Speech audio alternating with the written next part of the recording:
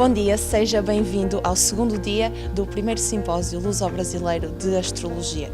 Hoje, para além de outras entidades importantes relacionadas com a astrologia, iremos falar com Alexey Dodsworth, com o tema Retrogradações e Origem do Mundo, e também iremos falar com Carlos Holanda, com o tema Navegar as Estrelas Fixas.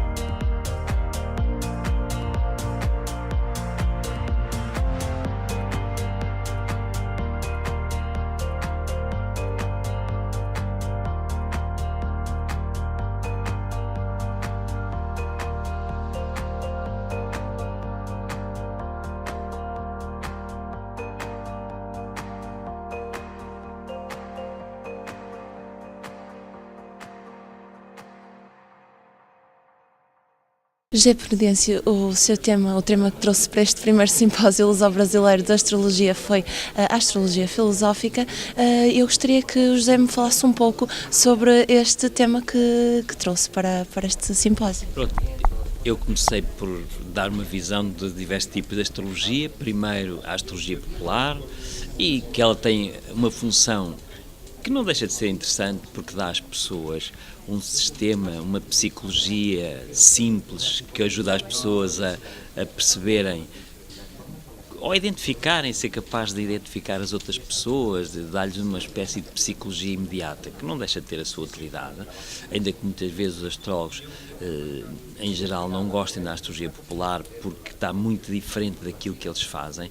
A realidade é que há vários níveis. Eu posso também, é como na comida, eu posso ter comida gourmet e posso ter fast food. Ora, digamos que a astrologia popular é o fast food astrológico, mas não deixa de ter a sua graça. Depois falei da astrologia convencional, da astrologia propriamente dita, e há muitos tipos de astrologia, e mostrei que essa astrologia se baseia numa concepção esotérica da realidade, ou seja, que existe uma espécie de ordem superior, que existe um destino, uma ordem metafísica e, no fundo, um sentido para o homem, fora do homem, que ele pode, lendo os iniciados, lendo essas informações, de alguma forma dar-nos a conhecer um destino que de alguma forma nos é transcendente.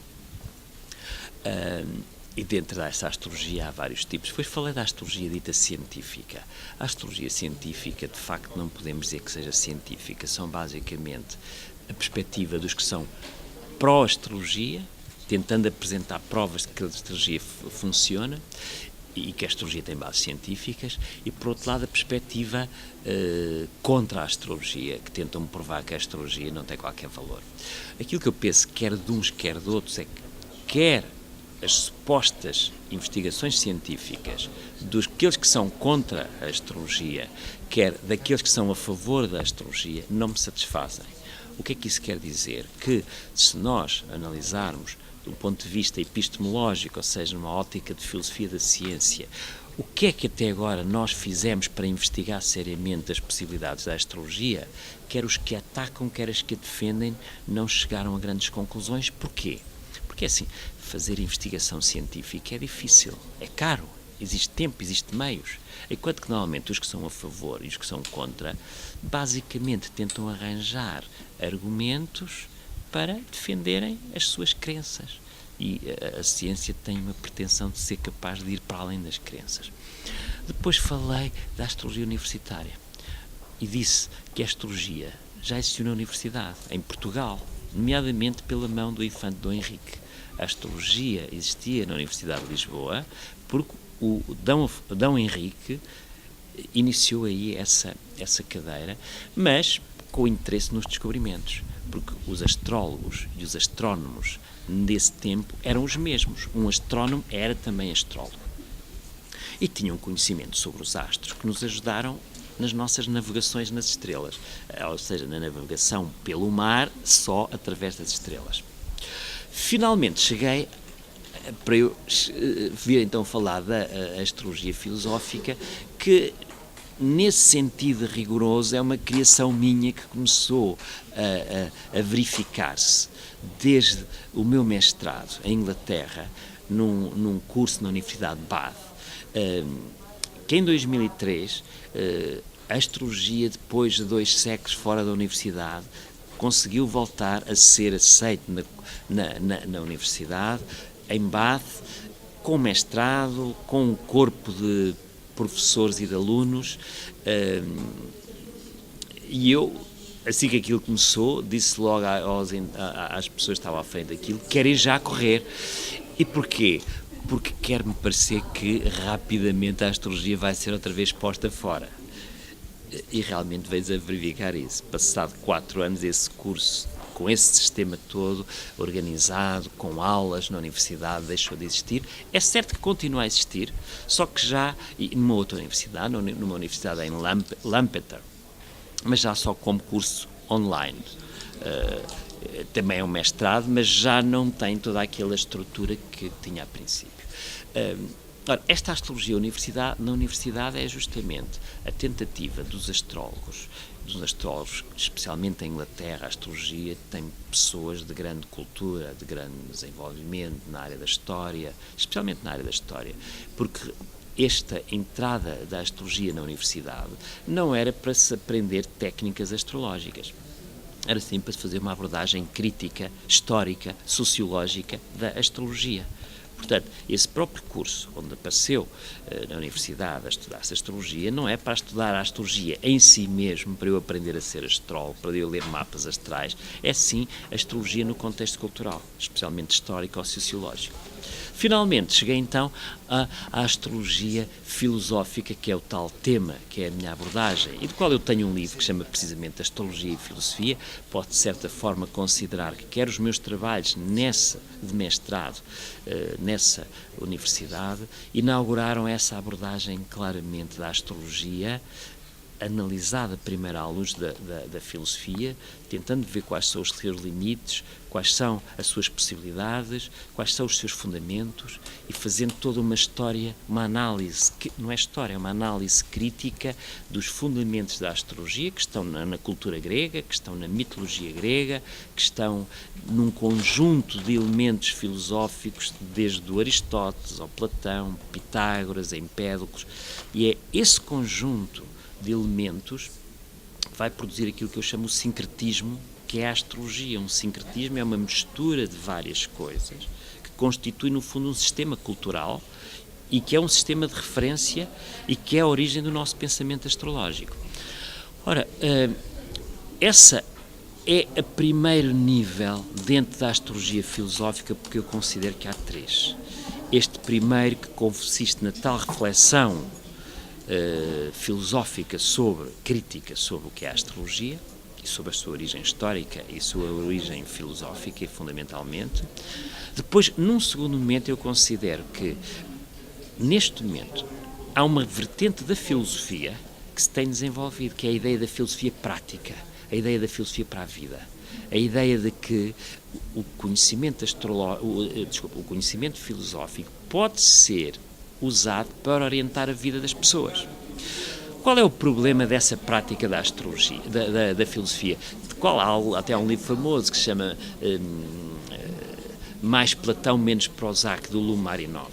É uma obra em que diz, no fundo, que a filosofia pode servir para orientar a vida das pessoas e que não é apenas uma coisa teórica. Aquilo que eu digo é que, realmente, se juntarmos uma astrologia que passou por uma reflexão filosófica crítica e a prática da filosofia usar o modelo da astrologia para orientação, aí sim a astrologia poderá entrar na universidade como método de apoio à filosofia. método que justamente foi criado originalmente pela própria filosofia. E finalmente terminei com um outro assunto, que isso é aquilo em que eu estou a trabalhar, na minha tetralogia filosófica, que é um livro em que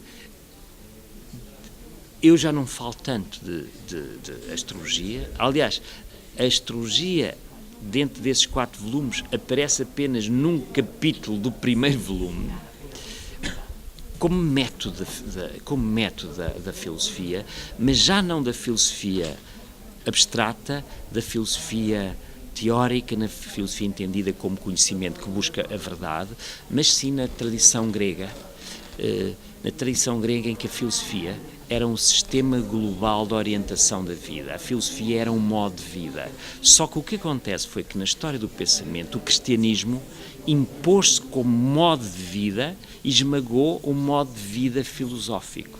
E aquilo que faz a minha obra, essa tetralogia filosófica, que devo estar a terminar o primeiro volume dentro de um mês ou 2, vem, de certa forma, agarrar na filosofia antiga e depois de 2000 anos de intervalo, trazê-la para Lisboa e alimentá-la e torná-lo como um animal vivo, assim à maneira de um touro bravo, porque nós temos até agora peças filosóficas soltas.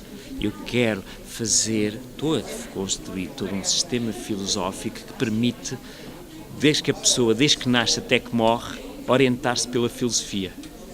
E essa foi, digamos, a minha grande revolução da primavera de 2011, que eu acho que nessa primavera foi como um raio de Zeus que me iluminou, e eu que durante anos, porque eu não sigo religiões, não sigo crenças sobrenaturais, sempre tentei encontrar um sistema para guiar a minha vida que se baseasse numa sabedoria filosófica, só que foi só precisamente nessa primavera de 2011 que eu tive o tal flash e compreendi porque é que nós não temos uma definição de filosofia, porque é que a filosofia foi esmagada pela doutrina cristã e realmente as pessoas não se baseiam na filosofia para orientar a sua vida. Enfim, essa, digamos que está a começar para mim já começou, mas agora ao publicar essa aventura passa a estar disponível para todos. José, uma pergunta agora de caráter mais geral. O que é que está a achar desta iniciativa, deste evento, deste primeiro simpósio? De certa forma, unifica, digamos, a comunidade astrológica e os astrólogos. O que é que pensa? Eu penso, acima de tudo, que essa iniciativa da Aspas, especialmente da sua presidenta, Isabel Guimarães, revela uma capacidade de trabalho, especialmente da Isabel, impressionante, pois penso que ela tem dinamizado, certamente com outras pessoas, mas tenho verificado que ela realmente tem uma capacidade extraordinária de perseverança, de organização, ter feito isto aqui na FIL, tudo organizado ao pormenor. É realmente impressionante. Eu penso que a Isabel Guimarães deveria ser contratada por uma grande empresa nacional para organizar o país também. Nuno Michaels, o tema que trouxe para este primeiro simpósio foi regentes e expositores. É capaz de nos explicar um pouco daquilo que trouxe para este simpósio? Bom, regentes e expositores, isso é o subtítulo da partilha que eu venho aqui a fazer este simpósio. Eu chamei-lhe o fio de Ariadne, encontrando o fio condutor no labirinto do horóscopo. Eu entendo o horóscopo como um labirinto intrincado de energias, que é a imagem do Teseu, que teve que entrar no labirinto do Minotauro, em Knossos, de acordo com a mitologia, para matar o Minotauro e para resgatar Ariadne. Há um fio condutor que é importante que nós possamos navegar ou perseguir para não nos perdermos neste intrincado labirinto de energias. Eu entendo a astrologia como uma linguagem de energias, não como uma arte divinatória que nos diz o que é que o nativo é, o que é que lhe vai acontecer, quais são os traços da sua personalidade. Eu entendo a astrologia como um sistema simbólico que codifica as energias de vida e que nós temos de aprender a navegar. Então, quando começamos a trabalhar com as noções que são antigas, que remontam à origem da astrologia, de regências e de disposições, e eu explico num segundo o que é que quero dizer com isto, podemos começar a encontrar uma espécie de fio condutor que nos ajuda a navegar o horóscopo e que pode servir inclusivamente como método de interpretação. Então, o que vamos fazer é, vamos recordar alguns dos princípios básicos de como se trabalha com regentes planetários. Por exemplo, se eu nasço com o Sol no signo de Carneiro, eu preciso de pensar que nem todos os carneiros são iguais. Eu preciso de olhar para Carneiro como um arquétipo de algo que está a nascer e que, para que possa vingar, precisa dispor da energia do seu regente planetário, Marte, na mitologia Áries, ou Deus da Guerra. E é olhando para Marte que eu vou perceber como é que o processo que o Sol simboliza no horóscopo, neste exemplo, se vai cumprir. E se eu olhar para Marte e perceber que Marte está, por exemplo, em Touro, eu preciso de olhar para Vênus, que é o regente de Touro, para ver como é que este fio energético se vai desenrolando e aonde é que remontam, vamos dizer, as estruturas mais cristalizadas ou mais fortes em termos energéticos daquele horóscopo. De modo a que nós tenhamos uma maneira de entrar no horóscopo e seguir um fio, como o fio de Ariadne, um fio invisível, que nos ajuda a ir lá, vamos dizer, matar o Minotauro, o Teseu ou o Entesoado, não é? Podemos ir matar o Minotauro, ou seja, resgatar as nossas zonas de inconsciência, de sombra, sem perder o fio condutor. E este fio condutor, como o fio de Ariadne, pode ser o senso de redescoberta da ligação à alma que somos. Então, se quando nós olhamos para um horóscopo como um labirinto que vamos percorrer sem nos perdermos, trabalharmos com esta noção de regentes planetários e de dispositores, dá-nos uma infraestrutura para não nos perdermos na quantidade imensa de informação que potencialmente está num mapa astrológico. E há algumas noções da astrologia tradicional e antiga que nos podem ajudar a compreender isto de uma forma muito sintética. Antigamente entendia-se a vida, na astrologia tradicional, digo, como uma espécie de um oceano. É interessante que o título ou o tema deste simpósio seja Navegar as Estrelas. Para mim não se trata de navegar as estrelas, trata-se de navegar a vida através das estrelas, como os portugueses fizeram nos descobrimentos, não é? Não se trata de navegar as estrelas, não se trata de nos perdermos no mapa. Trata-se de usarmos o mapa para reconhecermos o território que percorremos. Mas a vida antigamente era entendida como um grande oceano, que era navegado pela vida humana. E se pensarmos que o Sol no horóscopo pode representar, vamos dizer, o propósito desta navegação, se entendermos de um ponto de vista espiritual, o Sol pode ser entendido como um dom do espírito que cada um de nós vem aqui resgatar. Se eu nasci carneiro, para usar o exemplo de há bocadinho, eu venho conquistar o dom da coragem, da autonomia, de ser pioneiro. São essas as qualidades do signo carneiro? São estas aquilo que eu chamo os dons que são mais afins de cada arquétipo. Neste caso, o arquétipo de carneiro seria a coragem, a autonomia, a capacidade de estar só perante os seus próprios dois pés, perante a vida, enfrentando os desafios e os testes do seu próprio destino. Então, vamos dizer que eu nasço com o Sol em carneiro e que neste oceano da vida eu preciso de ao longo desta navegação, de ir conquistando este dom. À medida que eu conquisto a mim próprio, eu torno-me também cada vez mais capaz de o partilhar com o mundo e assim encontrar a minha realização. Ou, para usar um termo moderno que está muito em moda atualmente, a autorrealização ou a felicidade. Ou seja, eu torno-me feliz, eu realizo-me quando me cumpro na essência das minhas energias. E, portanto, vamos dizer que nesta metáfora do oceano que nós temos de navegar, e esta é a imagem antiga para a vida, o propósito de toda a navegação é dada pelo Sol. Porque é que um barco sai de Portugal rumo ao Brasil? Qual é o propósito desta viagem? E isto no simbolismo astrológico, ou pelo menos através de uma certa lente, porque a astrologia são lentes, não é? Por isso é que faz sentido termos 40 pessoas diferentes a falar sobre os mesmos temas, porque cada pessoa tem uma lente diferente, uma percepção diferente da realidade. Então, nesta lente, o propósito da viagem é simbolizado pelo Sol. A embarcação, ou seja, o corpo, as circunstâncias materiais da mater, da mãe, seriam simbolizados pela Lua. A lua tem a ver com o nosso corpo físico e com a nossa relação com a encarnação, com o facto de estarmos no bife, estarmos na carne, o espírito na matéria, filhos de Deus, do Pai, se quisermos, sobre a Terra, formados com os materiais da Terra. Quando nós desencarnamos, tudo se desagrega e volta ao repositório, para depois dar origem a latas de atum, a cães, a estrelas, a árvores, a plantas e a imensa reciclagem de que a vida é feita. Então temos o propósito, o Sol, temos a forma da embarcação, a Lua, mas, para falar de regentes, o regente do signo ascendente é o homem do leme. E se nós compreendermos quem é, vamos dizer, quem é que está ao leme da nossa vida, e isto implica olharmos para o signo ascendente e para o seu regente, a noção de regente entra aqui. Se eu tenho um ascendente Gêmeos, quem é o homem que está ao leme? O Deus que está ao leme é Mercúrio. E, portanto, é através de uma sintonização, vamos dizer assim, consciente com o que Mercúrio simboliza, que eu vou manejando o meu leme e, através do regente do ascendente, o planeta que rege o signo ascendente, eu vou desbravando este oceano da vida com a minha embarcação simbolizada pela Lua, rumo à grande conquista simbolizada pelo Sol. Mas podemos pensar de outra maneira, podemos pensar, por exemplo, não sei se é interessante eu continuar ou se já respondi à sua pergunta.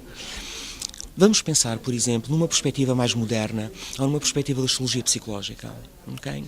Que tende a atribuir ao Sol o simbolismo do que a consciência simboliza, e à Lua o que o inconsciente, ou aquilo a que eu chamo a nossa programação emocional, com raízes na infância, se formos freudianos ou psicanalíticos, não é? Com raízes na infância, a Lua simbolizará esta dimensão de inconsciente, de parte não volitiva, não deliberada, não de escolha, mas de reação.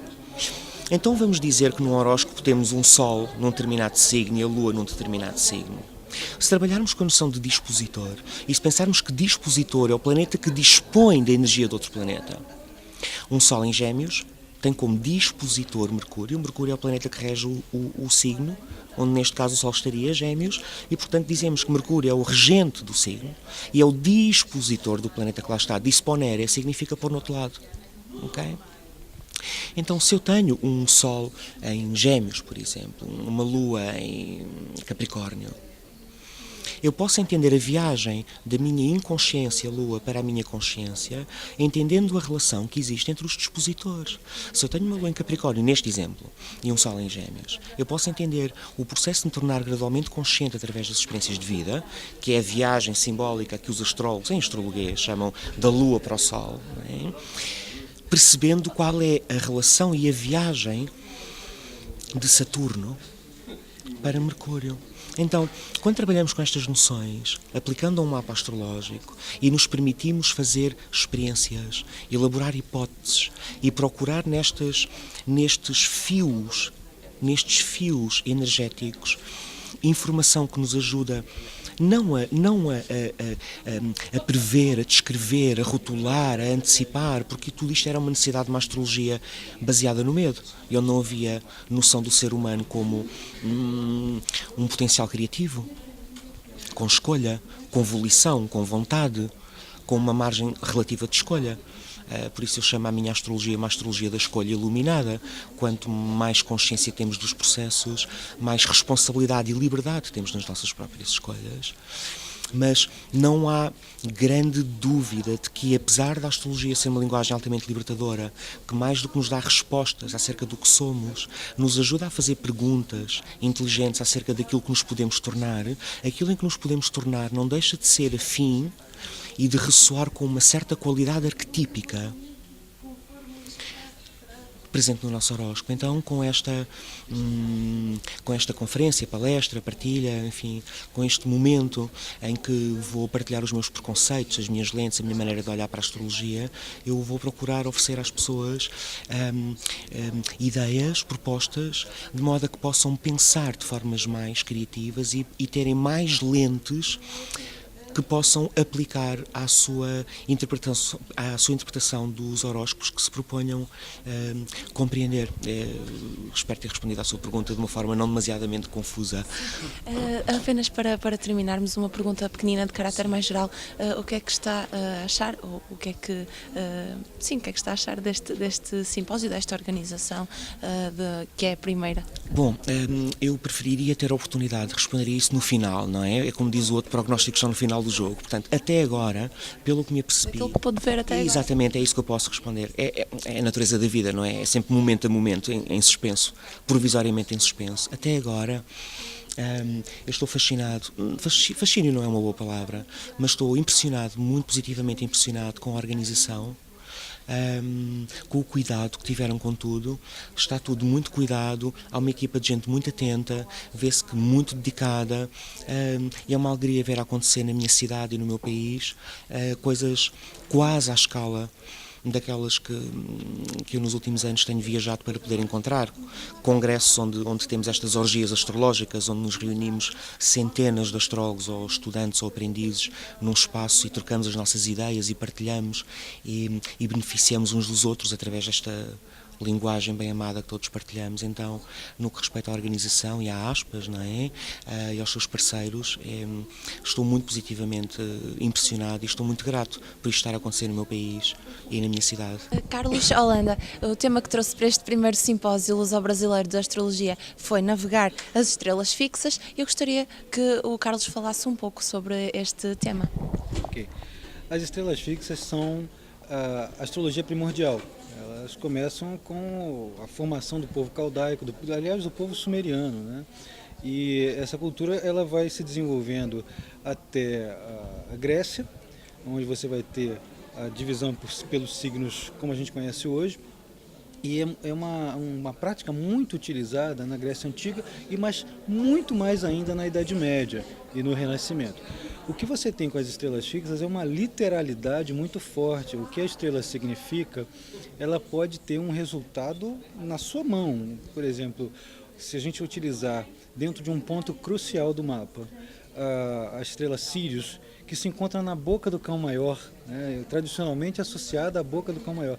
Você literalmente pode cuidar de cães, pode ser mordido por cães, se for um cão grande, especialmente um cão grande, cão maior, né? É literal. Existem vários significados embutidos numa estrela de acordo com a constelação a qual ela pertence, que é constituída de vários mitemas, né, que são as partículas menores de um mito, e que formam o que a gente chama de catasterismos. Os catasterismos são os mitos formadores daquela constelação ou de um conjunto, né? Perseu, Andrômeda, Cefeu, Cassiopeia e o Cetus são todos personagens de um grande mito, né, que os envolve, e as estrelas dessas constelações obedecem muito proximamente aos contextos dessas constelações. As estrelas de Perseu são estrelas heróicas, né? Mas também a Algol, que está na cabeça da Medusa, que ele segura, né, na mão esquerda, é uma estrela, olha o nome, Ras Al-Ghul, é a cabeça do demônio, né? Então quem tem aquela estrela ali funciona como uma espécie de talismã contra inimigos, mas também a pessoa fica irritada, braba, né, agressiva. Então esses temas são muito literais. Existem os modelos conotativos de entendimento da estrela e os denotativos mesmo, né? Que são essas aplicações, essas representações e experiências de fato com a coisa como elas são na constelação. E as estrelas ficaram por muito tempo negligenciadas na astrologia ocidental. Os hindus continuavam usando durante muito tempo, mas na astrologia ocidental isso foi se perdendo. É da metade do século XX para cá que esse estudo foi sendo recuperado. E aí se começou a entender a validade que elas tinham com a diferenciação dos textos que nos legaram os medievos, né, que os textos medievais são assustadores, né? A gente vê as traduções daquilo ali. Uma estrela de cegueira te deixa cego com um golpe de espada, né? Imagina você hoje levar um golpe de espada na vista. Uma outra estrela que tem um problema no pé, você vai perder o pé, você vai ter uma morte por naufrágio. É um horror, né? Então a gente fica com muita gente não lia isso por medo ou porque não considerava. Mas dentro de um determinado contexto, elas funcionam que é uma coisa, elas corrigem o horário do mapa, por causa da precisão da órbita. A órbita tem que ser muito próxima delas, né? Senão são muitas estrelas. Se você não tiver uma órbita muito próxima, você vai fazer conjunção com 15 de uma vez, não? Aí não dá. Então elas ajudam a corrigir o horário do mapa, se o mapa tiver essa dúvida, vão acrescentar significado, informações cruciais, né, na interpretação, e também podem mexer com medicina. A maioria dos astrólogos medievais, que eram todos médicos ou matemáticos, se utilizavam de estrelas fixas. Nicholas Culpeper tem um tratado com estrelas. Então você vai tratar da saúde com estrelas fixas, você vai eleger uma hora propícia, né, com a astrologia eletiva. Você quer fazer determinada coisa. Eu cheguei a dar um exemplo lá na palestra da estrela Higgs. Eu quero lançar um projeto educacional. Procure uma estrela que seja civilizadora, não é isso? Para que a educação serve? Para civilizar, você se tornar melhor. A Higgs é a estrela do faraó e ao mesmo tempo é a estrela de deixar uma marca indelével no mundo, de preferência com o pé, como a do Neil Armstrong, né? Na Lua. E é fundamental que você possa construir um mapa eletivo com as estrelas, porque você tem mais certeza, mais precisão do desenrolar dos acontecimentos. Claro que o caos continua ali, mas o grau de acerto é muito maior. E no retorno solar você pode se utilizar das estrelas para acrescentar dados, reiterar coisas que já existem no mapa, mas ficam meio nebulosas. A estrela vai dar certeza, vai conversar, olha, aquilo que você viu é isso mesmo. As estrelas, porque andam uma ordem de 1 grau a cada 72 anos, também podem realizar conjunções que não existiam no mapa de nascimento. Então, há uma diferença de comportamento gritante, né? Muito visível. Eu dei o exemplo ali do Paulo Coelho, com a estrela Regulus, que nasceu muito próxima do Sol dele, mas não estava em conjunção. Quando ele recebeu o prêmio o lugar na Academia Brasileira de Letras, a estrela, o rei, né, pequeno rei, fica em cima do Sol. É incrível, porque pode-se fazer previsões com estrelas também, de preferência. Tá?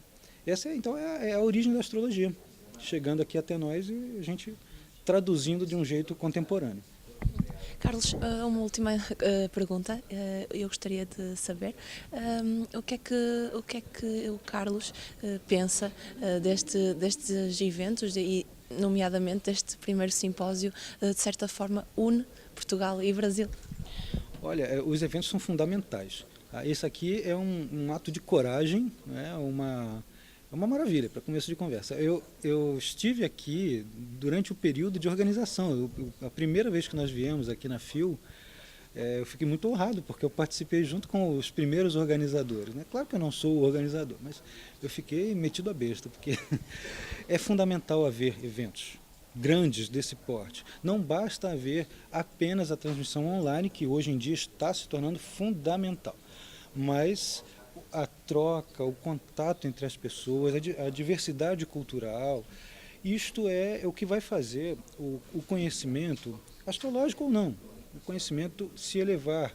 A fusão entre as diversas visões é fundamental. Então, tem que haver este e mais outros, né?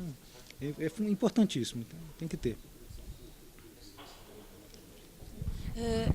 Comparativamente, como é que se posiciona, digamos, o Brasil e Portugal na astrologia? Qual é a sua opinião? Digamos que, eu tenho a melhor opinião possível, acredito, né? Porque Portugal, eu costumo dizer que quando já é a terceira vez que eu venho para Portugal, eu passo temporadas aqui. E quando eu venho para cá, parece que eu estou visitando alguém da família que eu não conhecia. É uma sensação de familiaridade muito grande e só muda o tom, o som. Mas é muito parecido e eu tenho o prazer, eu costumo dizer também que eu posso morrer já, né? Porque eu tive o prazer de ouvir de alguns astrólogos muito bons que eles assistiram aula comigo via cursos da Astroletiva, aqueles cursos online que eu tenho desde 1999, né? E eu fiquei contentíssimo, eu não sabia disso. A Isabel Guimarães mesmo falou que foi minha aluna e eu não sabia. Quando ela contou isso, eu falei, pronto, agora já posso deitar, morrer, que eu já deixei algum legado. É felicíssimo para mim saber que a gente tem essa interação, né? E Brasil e Portugal estão andando de mãos dadas. Quanto mais, melhor. Solidificar, digamos, a astrologia e também a união dos dois povos. Exato, porque a astrologia, para nós lá, saiu daqui, né? Saiu daqui com Pedro Nunes, saiu com o mestre João Faras.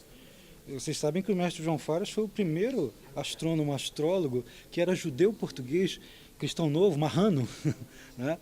A dar o nome do Cruzeiro do Sul. Não tinha, mas por que ele fez isso? Havia a Inquisição na época, então para agradar a igreja, vou colocar o nome daquela constelação, parece uma cruz, né? Vou botar o nome de Cruzeiro, e aquilo virou uma marca, mas é um astrólogo português que fez isso. Isso com base também no Almanaque Perpétuo do Abraão Zacuto, com base nas técnicas de navegação desenvolvidas pelo Pedro Nunes. Enfim, a gente deve muito a isso, né? Lá no Brasil, quando a gente estuda a história da astrologia, a gente tem que vir para Portugal. É fundamental. Você vê que a troca não pode deixar de existir, né? Muita gente do Brasil não sabe disso. Mas eu sou historiador, eu sou obrigado a saber. Alexi Dodsworth falou sobre o tema retrogradações, a origem do medo. Quer-nos falar um bocadinho sobre este tema? Perfeito. Bem, então, foi uma surpresa para mim quando eu decidi fazer mestrado em filosofia na Universidade de São Paulo, porque eu fui praticamente instado pelo meu orientador a abordar a astrologia, que é geralmente a contramão do que as pessoas experimentam. Elas querem trabalhar com astrologia na universidade e sofrem preconceito. No meu caso, não apenas não houve preconceito, como o próprio orientador pediu que eu fizesse a investigação da história da astrologia. E fez uma diferença fundamental, eu que sempre fui um astrólogo contemporâneo, que me identifico com a astrologia dita moderna, que é praticada do século XIX para cá, ter feito uma pesquisa de astrologia clássica, mais especificamente dos primeiros séculos da era cristã, quer dizer, do século I até o século V, que eu percebi que os fundamentos da astrologia naquela época eram bem diferentes dos nossos, e que eles tinham uma leitura bem diferente das que nós fazemos. Uma delas, por exemplo, diz respeito aos planetas retrógrados. Para quem não sabe, o planeta retrógrado ele é um planeta que, a partir do ponto de vista do observador terrestre, ele parece estar andando para trás diariamente. Ao invés de ele avançar na roda zodiacal, ele parece estar retornando a partir da visão do observador. É como se você estivesse num trem e o trem do lado andasse mais devagar, a impressão que você tem é que o trem que está do lado está indo para trás. Na verdade, é o seu que está indo mais rápido.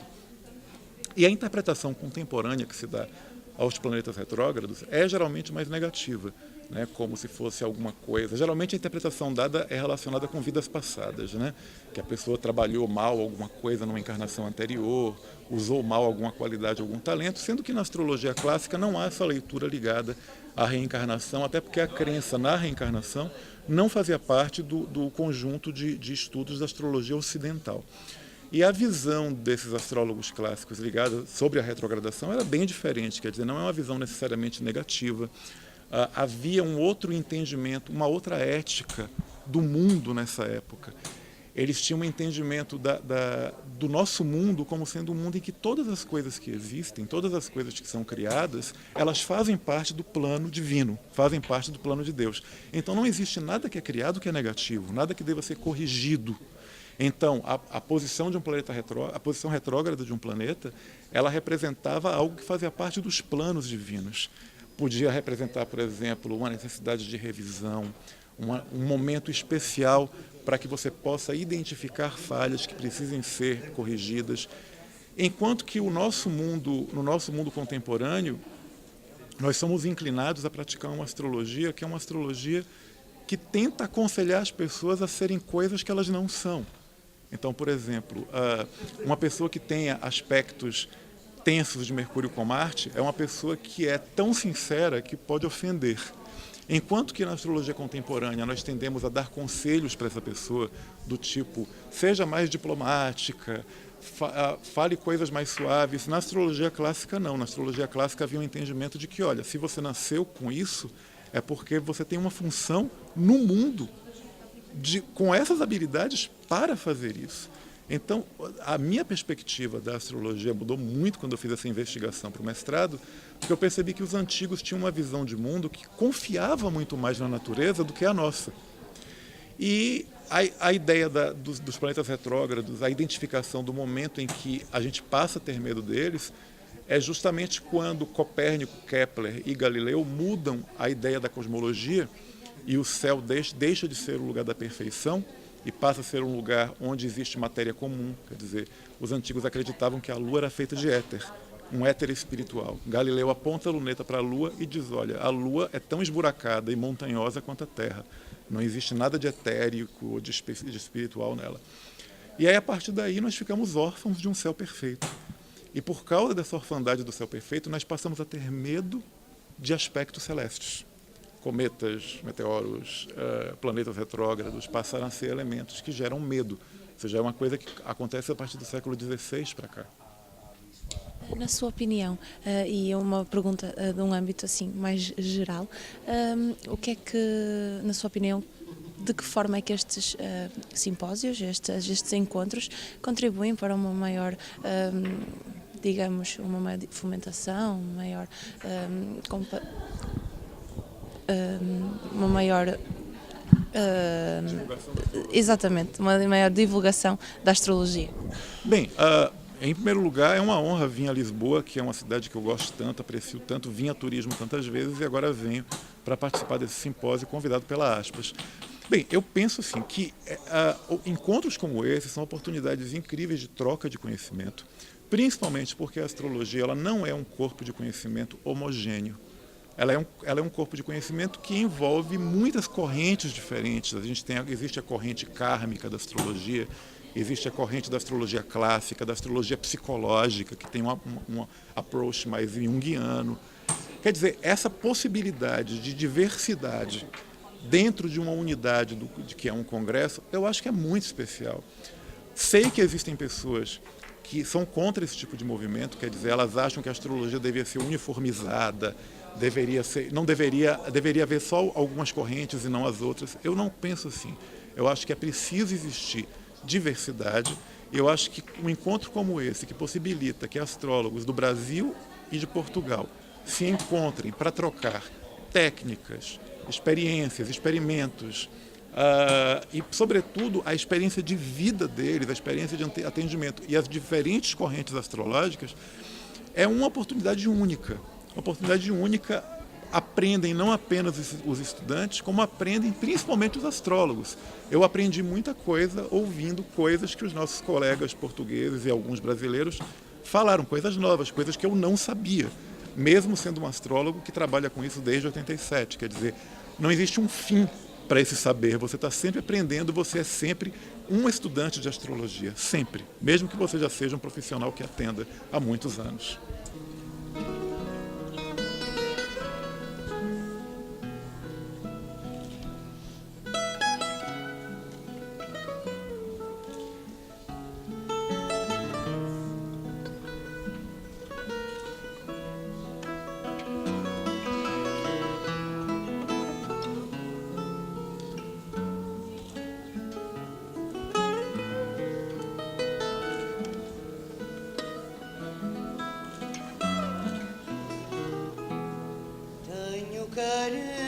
Carências de ti na minha alma e no meu corpo, teus braços são as amarras do teu peito que é meu porto. Tenho carências de na minha alma e no meu corpo. Tenho carências da luz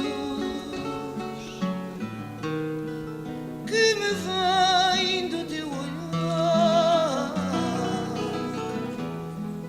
Teus olhos são os faróis desta vida em alto mar. Tenho carências da luz que me vem do teu olhar. Tenho carências da boca rasgas o meu corpo dessas mãos calmas, serenas, onde o muito sabe pouco. Tenho carências de ti na minha alma e no meu corpo. Tenho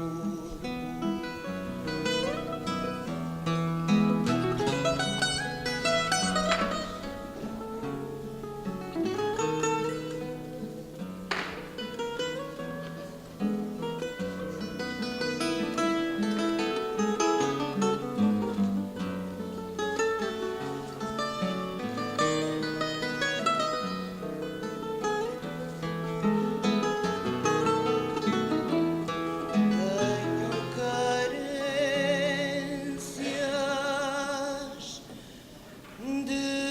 de ti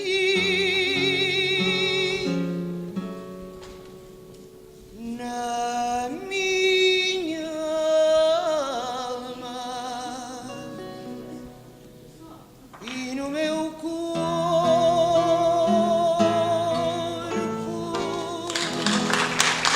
Neste primeiro simpósio luso-brasileiro de astrologia tivemos também o prazer de ouvir o fado património imaterial da humanidade.